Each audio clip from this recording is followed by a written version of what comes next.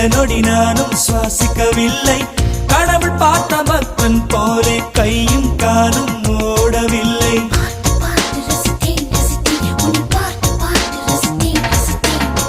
தேவதையும் பேருந்தில் வருமா, கனவா நனவா தோன்றவும் இல்லை.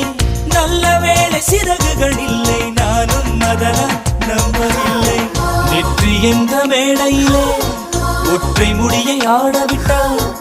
ஒற்றை முடியில் என்னை கட்டி உச்சி வயலில் தூக்கிலிட்டாள். மனதில் இத்தனை ரணமா, அடவலியில் இத்தனை சுகமா. அடடா அடடா அடடா அடடா பார்த்தேன்